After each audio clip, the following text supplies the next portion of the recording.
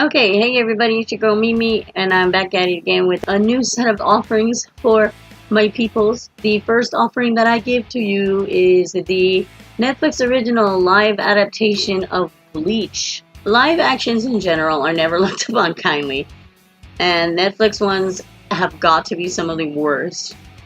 Okay, first, if anybody is even interested in an anime they haven't seen yet, maybe it's not a good idea to start with the live action version. Remember, live actions are going to be concentrated and compressed versions of sometimes seriously long-running animes or animations or cartoons, so you can't really expect too much out of them, and it's never a really good judgment of how the anime is. My suggestion I might have is that watch a couple of episodes first of the anime and see if you're even interested in it, then go ahead and watch the live action. Some people prefer certain live actions first. It gets them interested in the anime, so they want to know more about the characters. So whatever floats your boat, it's all good with me.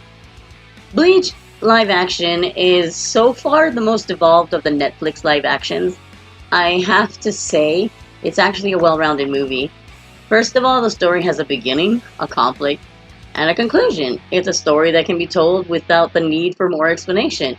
Even if you had no previous experience with the anime, you could still understand what was happening. So they get an A+ for not trying to keep pace with the entire, at least first season of the anime.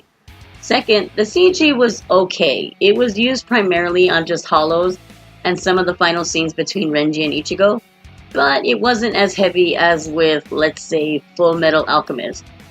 Viewers got a chance to also briefly meet Ichigo's friends. Though these friends play major roles in the anime, they serve as a backstory for Ichigo's connection to others in the movie. So fans are still able to see their favorites. The movie plot is about a 15-year-old teenage boy who has high spiritual energy, given the ability to see spirits, ghosts, things like that. He can also see such things as hollows, which are like lost souls that feed on other souls. As a young child walking with his mom, Ichigo is drawn to one of these creatures. However, his mother is killed protecting him. One evening, kicking it in his room, Ichigo suddenly encounters a young girl not much older than him, dressed in all black robes, wielding a samurai sword. This is Rukia Kuchiki, Soul Reaper. Ichigo, it seems, is also able to see Soul Reapers, who are normally invisible to regular human beings. Rukia's purpose as a Soul Reaper is to protect the human world from hollows and to send lost souls on their way.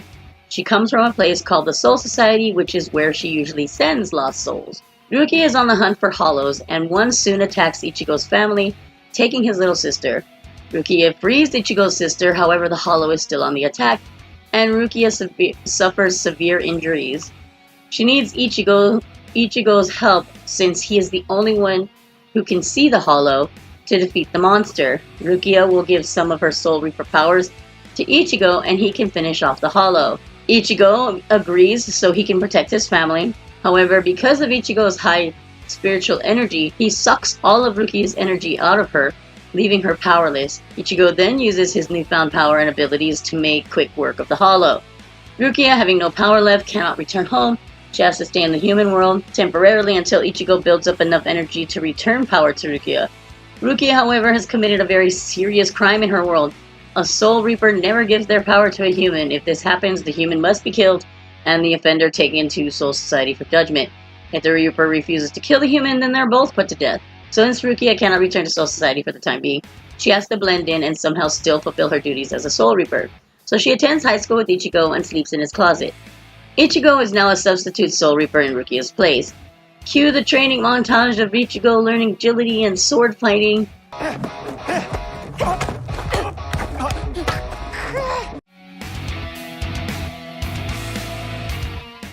As they spend more time together, their friendship grows. Rukia has always been quite lonely, and Ichigo offers his friendship to help fight those feelings. They battle small hollows together. However, Rukia is on the lookout for Grand Fisher, a hollow of immense power that has continued to evade Soul Society for years. It is at this point that Rukia's crime hits Soul Society. Two Reapers are sent to police the situation. The first is Renji, the second is Byakuya, Rukia's brother. They give her the ultimatum of kill him and return to trial, or we kill you both. Rukia claims Ichigo is the key to baiting Grand Fisher and manages to buy herself a short amount of time before her arrest. Grand Fisher makes an appearance just as Rukia had predicted, and a citywide battle between Ichigo and Grand Fisher ensues. Okay, that's all I'm going to tell you about the plot. Like, that wasn't enough. Anyway, things end off in a way that can be open to sequels or not. Doesn't really need anything more. This may be the best offering so far in live action adaptations for Netflix at least, but of course it's not perfect. I understand they had to tweak some things to be different in the anime. The things I liked about the changes were that the story gave more insight into Ichigo's past regarding his mother. That wasn't in the anime. It also enriched the friendship between Rukia and Ichigo in a way that was missing. Small heart-to-heart talks that meant so much were missing in the anime. The change I didn't like and thought was unnecessary was the fact that Byakuya and Renji seemed like serious assholes. I mean, I knew Renji hated humans, but he was never that mean to Rukia. CG was okay until it came to involving any human beings being bound, discoloration on any Hollow and Grand Fisher with the sisters, and oh my god, don't get me started on Renji's sword. It looked like reflective metallic tape around Ichigo. In general, it was stuck in serious 2-dimension. Meh. Well, overall, it was okay. They did show most of the characters from Season 1 in the Bleach anime without losing the effectiveness of the storyline, which made me happy because of Uryu the Quincy. Beyond that, the story was solid and it was kind of fun to watch. Live-action adaptation of a long-running series. We should be lucky that this story even makes sense. So, I like it. Next.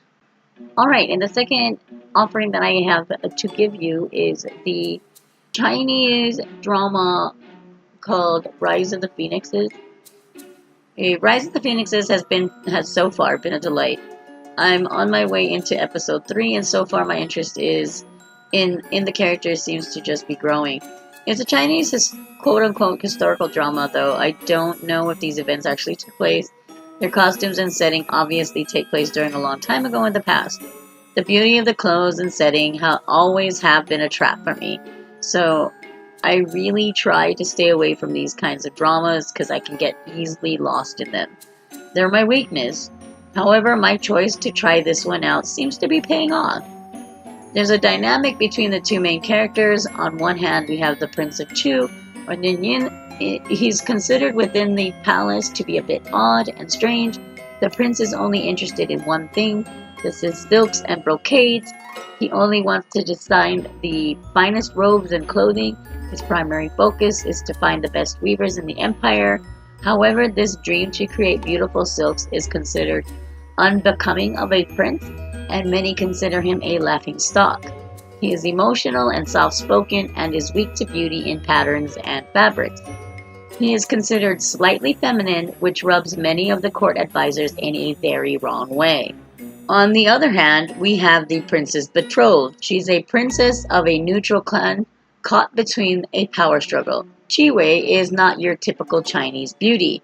She cares not for pastel robes of silk or intricate jewelry. She wears the simple dark clothing of the men around her. She darkens her eyebrows to appear more masculine. She refuses to adorn her hair in ornaments and pins, choosing instead a masculine topknot. She is outspoken yet very kind.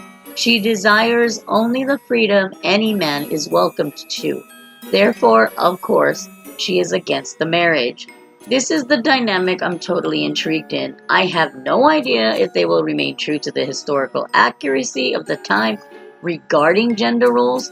As of recording this, I'm going on episode 4 of the first season. I'm sure to keep watching this, so here is my take. If you like Asian historical dramas but don't really need historical accuracy, you may like it. If you're even a little bit interested in gender roles being challenged, you may like it. I'm into it, and I really hope it doesn't disappoint. I hope it doesn't turn into some romantic stuff and that the gender roles don't just get pushed aside because that's how it was introduced. And I really hope I don't regret my decision of watching this. Alright, next. Alright, and my third and final offering is the Netflix original docuseries First and Last. There are many shows that there are many show variations portraying the American penitentiary system. This is not completely new subject to me or my family. We weren't a bunch of saints. I don't know why this one in particular caught my attention though over the others. Like there's so many different ones and they never interested me. The show only highlights individuals' first day of being incarcerated or put in jail and other individuals' final or last day. So they serve their time and are being released. These stories provide a great comparison. On both ends of the spectrum there's fear. On their first day, what will happen? Will I get bail? Will I have to sit and wait in jail for more than a month? What's going to happen to me now? Very similar questions are asked when they are released. On their last day, they feel a very tentative and fragile sense of hope.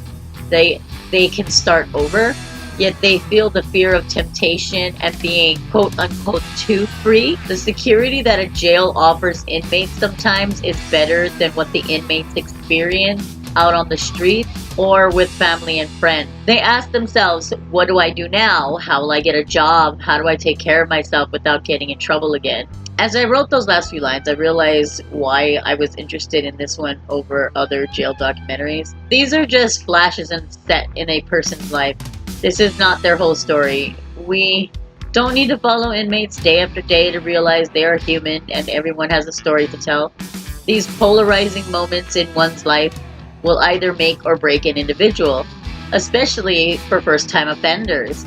It's the defining moments where these individuals decide if this is going to be a constant in their life or just a passing experience learned. I mean, some people continue to stay in the system for years. Other people are so afraid and fearful of being part of it again that they refuse to do anything, even of something as harmless as maybe drinking a beer or even like smoking a joint or something.